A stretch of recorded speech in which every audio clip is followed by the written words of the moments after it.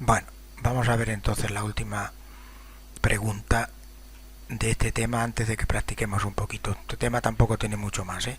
Nos han servido esta semana y media, porque yo creo que ahora ya sí vamos a empezar el jueves. Nos han servido para dar este tema un poco de introducción, que tampoco tiene demasiado peso luego en los exámenes. Pero bueno, habíamos estado viendo cuándo una función es continua en un punto, cuándo es en un intervalo es cuando lo es en todos los puntos. Hemos hecho algún ejemplo, el que hemos acabado de enviar es uno de ellos, de cuándo una función es continua o no, cómo hacerlo. Y aquí hay un teorema que sí que nos piden recordar, saber enunciar y hacer un tipo de ejercicio que es este. El teorema de Bolzano, que intuitivamente es muy sencillo de entender, pero como aquí os dice, demostrarlo es otra cosa que está fuera del alcance, pero se entiende muy bien. Mirad, yo tengo aquí una función que es continua en el intervalo de a hasta b, no tiene saltos ni nada. Si ocurre que al principio del intervalo tiene un signo, en este caso negativo, y al final del intervalo tiene otro, contrario a este, es decir, si este es negativo, este es positivo, si la función es continua, necesariamente tiene que cortar al eje en un punto o más puntos. Es decir, necesariamente tiene raíces, porque estos puntos de corte con los ejes, aquí serían 3, son raíces, como ocurre, por ejemplo, las dos que tiene una parábola. Este es el enunciado que tendríamos que saber enunciar. Si f de x es una función continua en un intervalo cerrado, desde a hasta b, y el signo de la función al principio es distinto del signo de la función al final, entonces existe por aquí, desde a hasta b, un punto c, que pertenece al intervalo ab, tal que la función es 0. O sea, la función tiene ahí una raíz. Entonces, de pura lógica, si yo tengo que pasar de aquí hasta aquí sin saltos, en algún momento cruzo el eje. Eso serían las raíces de la función. Este tipo de ejercicio, que es muy habitual también, ahora cogeremos algunos de selectividad, si no mañana, se utilizan para probar que una función cualquiera, en este caso este polinomio, por ejemplo, tiene raíces reales. Dice, probar que esta función, en este caso es una ecuación, pero nosotros nos centraríamos en esta función, probar que esta ecuación tiene soluciones reales, tiene alguna solución real.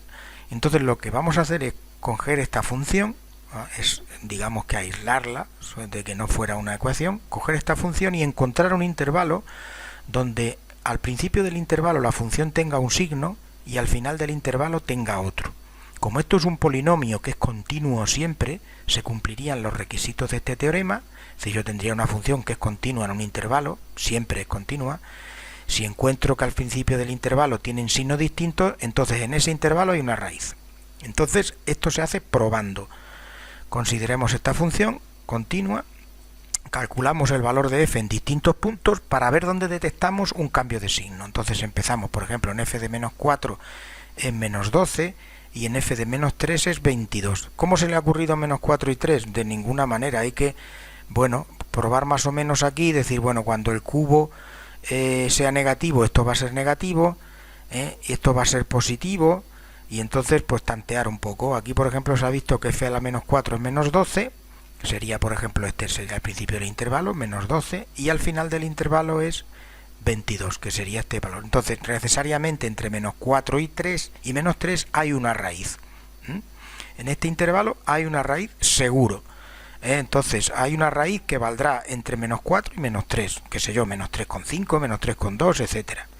¿Vale? Si queremos afinar, podemos empezar a tantear ya décimas, y entonces podríamos coger y seguir, decir, ahora entre menos 3 y 4 vamos a afinar. Por ejemplo, menos 3,8 es negativo y menos 3,7 es positivo, pues entonces la raíz es menos 3,7 y algo, pero ya la tendríamos más centrada. Este es un tipo de problema que vosotros vais a coger, por ejemplo, esta función, que dice, encuentra 4 intervalos distintos en cada uno de los cuales esta función tenga una raíz. Nos sugiere que busquemos los intervalos entre menos 4 y 3, ¿de acuerdo? Esto lo dejo para vosotros. Tenéis que ir a ver si sois capaces de localizar las raíces de esta función con una décima. Vale.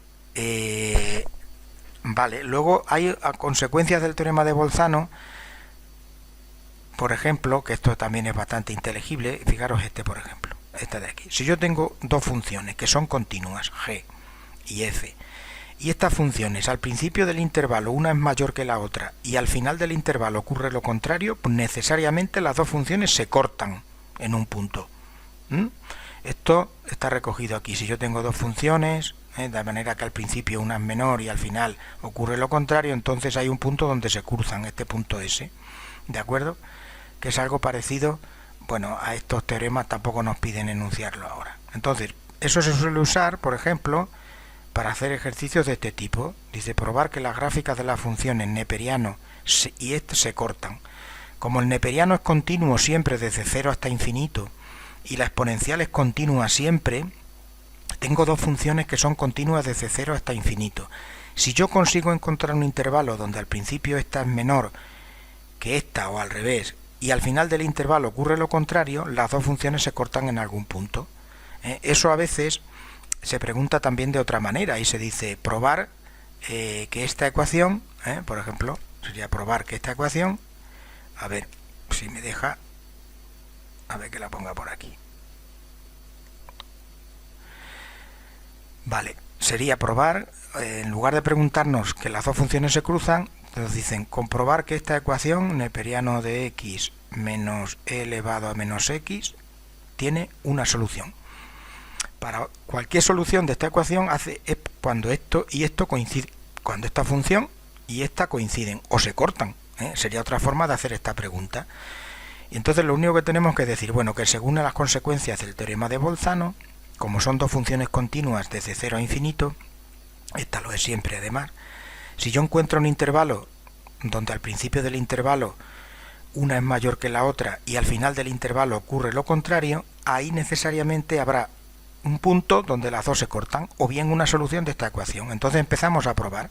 En 1, neperiano de 1 es 0, neperiano de 2 es 0,69, la función exponencial g de 1 es e elevado a menos 1, que es 0,37, fijaros que es mayor que esta al principio, y al final del intervalo esta es menor que esta de aquí.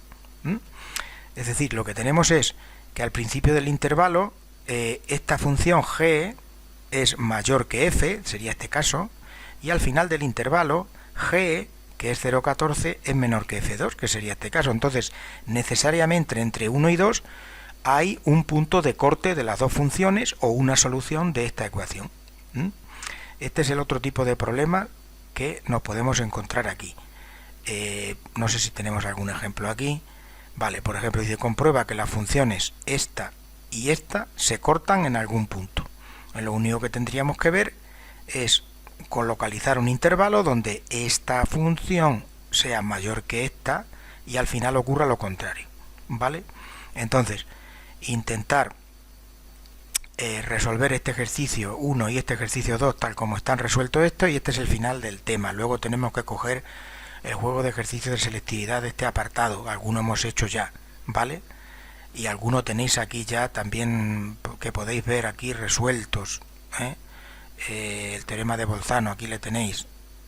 Dice aplicar el teorema de Bolzano a esta función en algún intervalo. Lo que tendríamos que ver es que esta función tiene raíces, y tendríamos que localizar un intervalo donde esta función sea positiva y otro donde sea negativa.